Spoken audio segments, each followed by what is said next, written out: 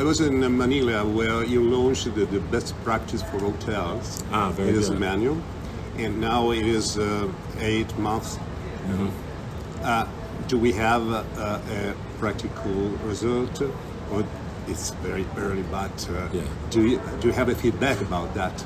We've gotten lots of feedback saying that, as you heard probably yourself, hey, this is great. It really helps me focus on things I can do in my particular property to contribute to reducing greenhouse gas emissions. So we've gotten a lot of positive feedback, and we'll have to measure the results over time to see if we really are experiencing the declines that we hope to.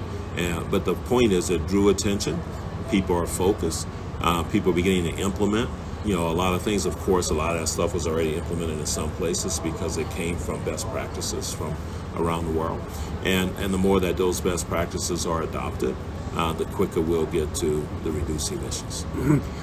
Tonight you're going to, in the afternoon, you're going to announce the next location for Global Summit. Yes. And when you choose a location, Yes. what are the criteria? What are the goal? The goal is, again, to pick a place that can inspire collaboration between the private and public sector to make travel even more frictionless, to make travel even more enjoyable, and to make travel even more sustainable. And so we're looking for locations that demonstrate that, and sustainable in the holistic sense. So in climate sustainability, as well as social justice and social equity and inclusion. And so we were in Manila. We were there because Asia was just about to beginning to reopen following the COVID pandemic. But we're in the Philippines, for a reason, because again, it was examples of progress in frictionless travel, enjoyable travel, beautiful country with lots of places to go. Great examples for others on how tourism, a hospitality culture in the Philippines, and a lot of focus on sustainability, especially on the social side. And so those are how we pick. And here in Saudi, you've seen it. Here, many media and many politics from all the world. Yes. But no politics from Italy. Do you think there's a reason Italy does not evaluate the value of WTTC? No, I think historically we have had participation in Italy, and I think Italy is a country that is involved with and supportive of WTTC and its initiatives. May not have a delegate here at this particular time for a host of reasons. Often they're scheduling conflicts, etc.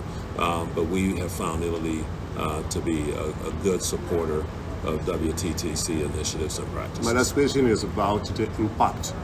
The impact the WTTC has on politics and on economics. Of course, you are a large association of entrepreneurs, of companies, and you can decide, you can orient many flows for tourism. So, how do you manage this power? Because you have a power to define a goal, a destination, to define the success of the destination. Right. So what we do is, again, it's about collaboration, and we pull together best practices and best thinking from the private sector and the public sector, and then we try to put that forward in the public sector to ensure that there are regulations and procedures that contribute to more frictionless travel, even more enjoyable travel, even more sustainable travel. And that's the process. But we are members, we're people, we're companies, we're ministers of tourism, we're et cetera, and we collaborate together and try to do that in a way where there's harmonization. So improving visa processes, watching tax structures, training and availability of training, for young people to go into travel and tourism. And then best practices, as we discussed earlier, concerning reducing emissions and managing waste. Thank you very much, Arnold. Thank you very much. Thank you. Thank you. I appreciate Sorry it. for-